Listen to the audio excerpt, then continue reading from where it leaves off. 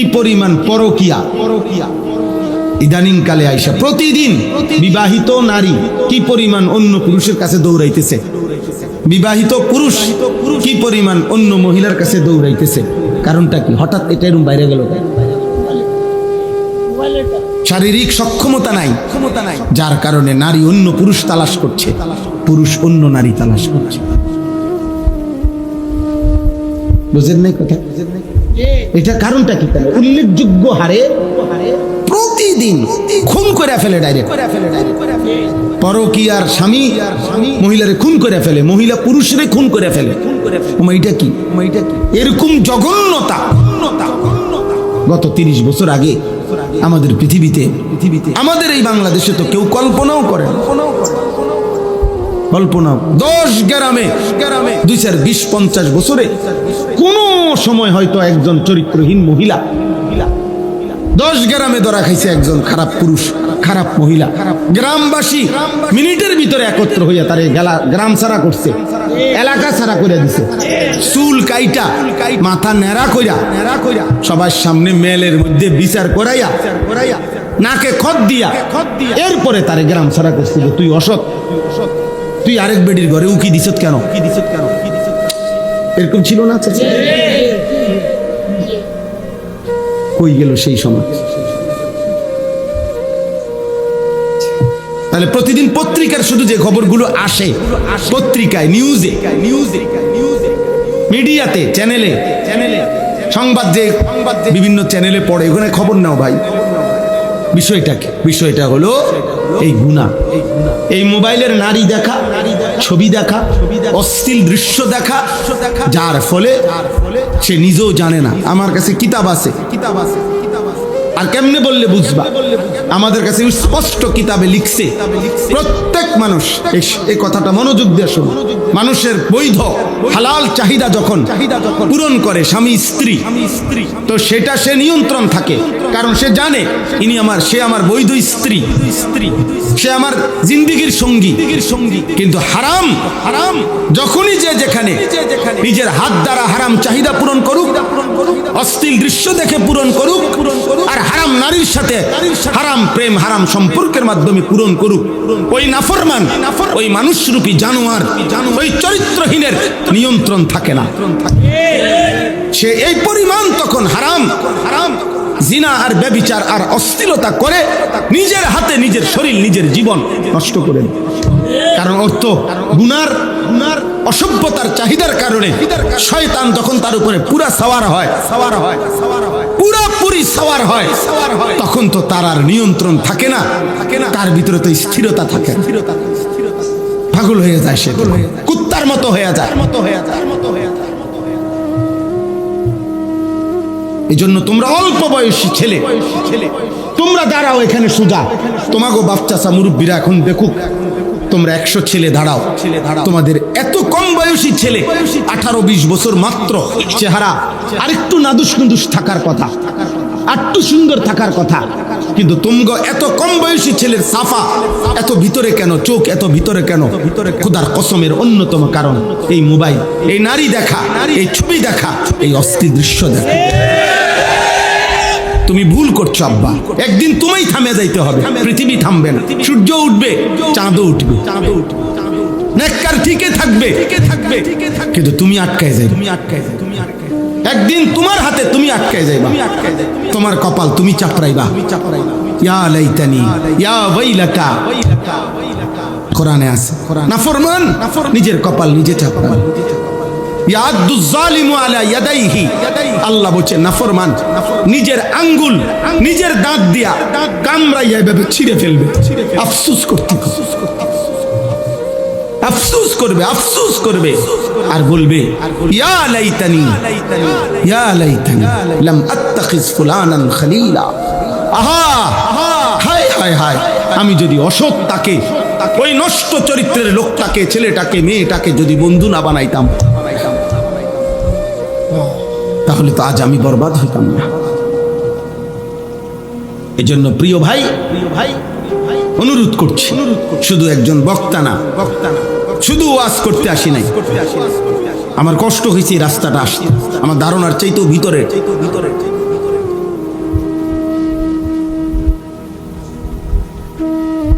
এই জন্য আমরা অনুরোধ করলাম, তোমরা যে কয়জন ছেলে মাশাআল্লাহ আসছো বাবা, সবাই একসাথে বদলাবে না, সবাই একসাথে বদলাবে না, কেউ একজন বদলাও, তুমি তোমার জন্য বদলাও, তোমার ভালোর জন্য। এমন সুন্দর জীবন তুমি নষ্ট করো। প্রতিটা চাহিদা হালাল ভাবে, বৈধ ভাবে আল্লাহ তাআলা মানুষের খাবারের চাহিদা, পানির চাহিদা, লজ্জাস্থানের চাহিদা, সম্পদের চাহিদা, দুনিয়ায় বেঁচে থাকার যত প্রয়োজনীয়তা খোদার কসম আল্লাহ তাআলা বৈধভাবে, হালালভাবে পর্যাপ্ত পূর্ণাঙ্গ ব্যবস্থাপনা আল্লাহ রেখেছেন।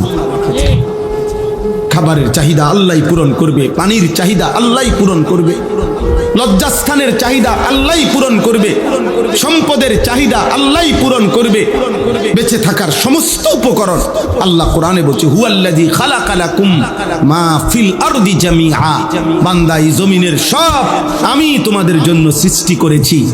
সাখখারা লাকুম মা ফিস সামাওয়াতি ওয়াল আরদ, আল্লাহ বলে বান্দা এই জমিনের সব আসমান ও জমিনের আমি তোমাদের অধীনস্থ করে দিয়েছি।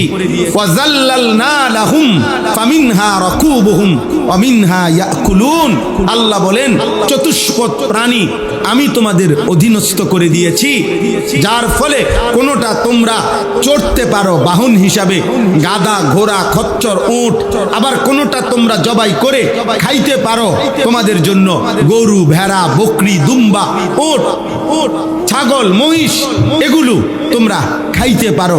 যেটা তোমরা খাচ্ছ জবাই করে এটা আমি তোমাদের জন্য দিয়েছি, যেটার উপরে বাহন হিসাবে চড়তেছ এটা আমি তোমাদেরকে দিয়েছি, আমি দিয়েছি বান্দা।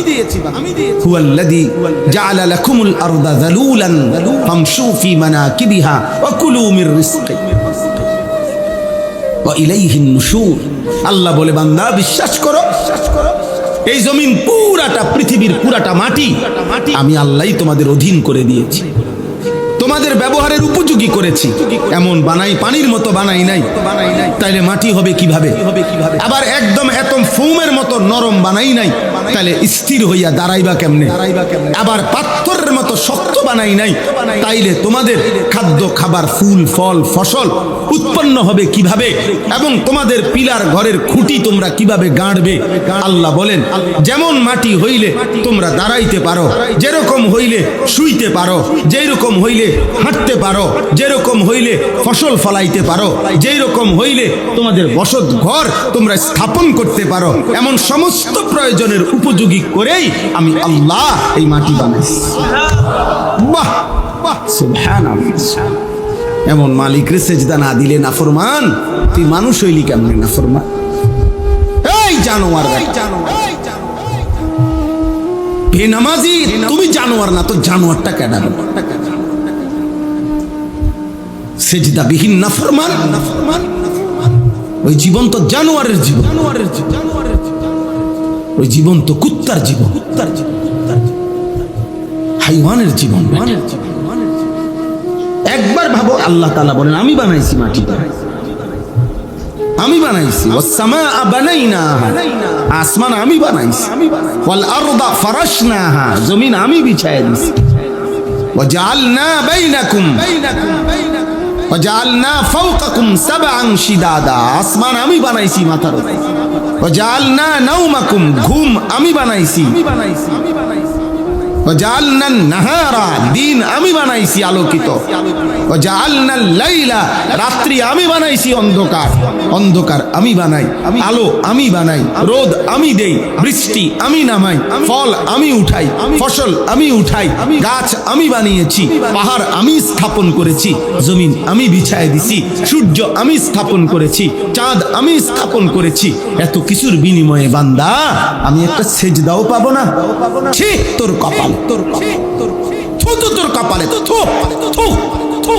তোর কপালে, বেনামাজি তোদের কপালে, থুতু থুতু থুতু থুতু, ছি তোদের কপাল, ছি ছি, তোদের কপালে থুতু দিলাম, থুতু দিলাম, থুতু দিলাম, তোদের ওই চুলে থুতু দিলাম, থুতু দিলাম, যদি লজ্জা থাকে, যদি মানুষের বাচ্চা হও, যদি মুসলমানের বাচ্চা হও, যদি মায়ের পবিত্র দুধ খেয়ে থাকো, যদি আল্লাহর নাম শুনে থাকো, যদি 23 বছরের নবীর কান্না চোখের পানির কথা শুনে থাকো, যদি আল্লাহর কোরআন কোনোদিন দেখে থাকো, যদি মসজিদ দেখে থাকো, যদি আজান শুনে থাকো, তো আজকে নিয়ত করো ইনশাআল্লাহ নামাজ পড়বো ইনশাআল্লাহ। বলো আব্বা নিয়ত করো, আব্বা ছেলেরা নিয়ত করো, বাপ বলো, বলো না ইনশাআল্লাহ, দিল থেকে বলো আব্বা, দিল থেকে বলো, হাত তুলতে হবে না, আমি হাত তোলার পক্ষে, তোমার দিলে তুমি বলো, না বললেও সমস্যা নাই, তোমার লাগে আমি আটকাইতাম না, আমার জন্য তুমি আটকাইতা না। এই পৃথিবীতে ছাগলও আটকায় না, মানুষও আটকায় না, অসুবিধা কি? ছাগলও নির্দিষ্ট সময় পরে মরে যায়, তুমিও নির্দিষ্ট সময় পরে মরে যাইবা। বাকি ছাগল মরলে ছাগলের কোনো টেনশন নাই, তুমি মরলে তোমার টেনশন আছে। কুত্তা মরলে কুত্তার কোনো টেনশন নাই, শুকর মরলে শুকরের কোনো টেনশন পেরেশানি আছে, কি হবে আমার কবরে, কি হবে আমার হাসর, আমি মরলে আমার ঝামেলা আছে। আমরা কিতাবে পড়ছি, মিশকাতে আছে, পূর্ব জামানার এক ব্যক্তি খুব বড় নাফরমান ছিল। তো মৃত্যুর পূর্বে ছেলেদেরকে বলছে, বাবা আমার মৃত্যুর পরে তোমরা আমার লাশটাকে পুরাইবা, পুরাইয়া লাশের যে ছাই, পুরানো ছাই, এটা দুইটা ভাগ করবা, করে এক ভাগ উত্তাল সাগরের ঢেউয়ের মধ্যে ছেড়ে দিবা, আরেক ভাগ ঝড়ো বাতাসের সাথে উড়াইয়া দিবা।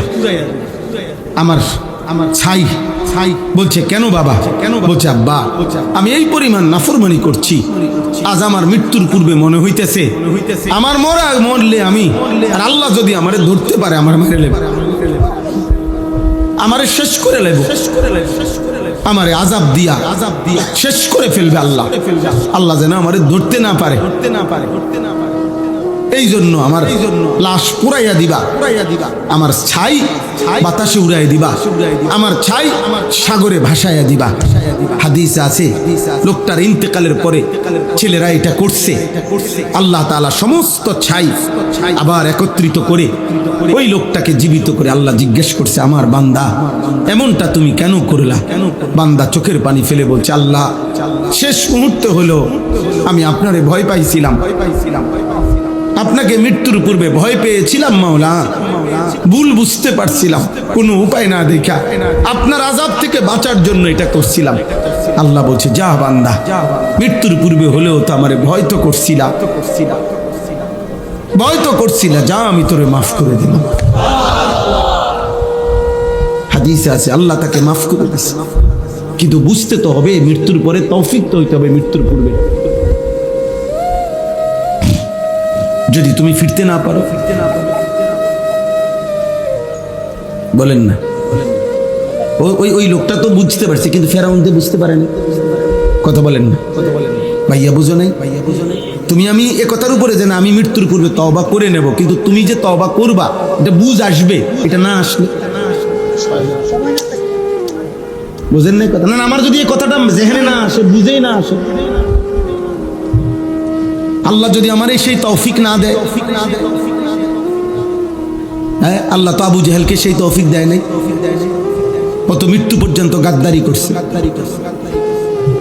হাদিসের মধ্যে আছে, বুখারীর রওয়ায়াত, আবু জেহেল বদরের যুদ্ধের দিন তাকে হত্যা করছে ছোট ছোট দুই ভাই।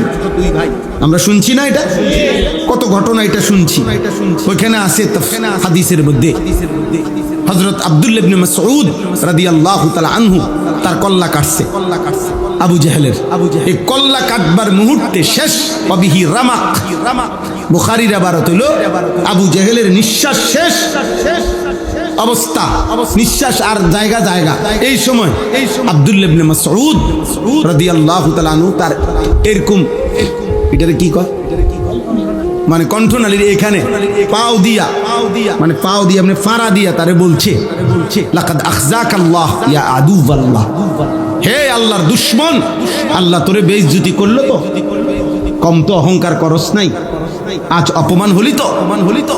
এই তখন আবু জেহেল এই বেঈমান, এই জন্য কিতাবের মধ্যে আছে আবু জেহেল ফেরাউনের চাইতে নিকৃষ্ট ছিল, জানেন? আবু জাহেল ফেরাউনের চাইতে জঘন্য ছিল। কেন? এই সময় সে দুইটা কথা বলছে। এক নাম্বার বলছে আব্দুল্লাহ ইবনে মাসউদ সাহাবীকে বলছে, শোন বেটা, আমি মরে যাচ্ছি, কিন্তু তুই তো বলতে পারবি যে আমার চাইতে বড় সর্দার, হ্যাঁ, আর কেউ আসেনি পুরা বদরের মাঠে, এত বড় সর্দার রে যে তুই মারতে পারছ, এটা তো তোর কৃতিত্ব। দেখছেন ডাকাইতে কি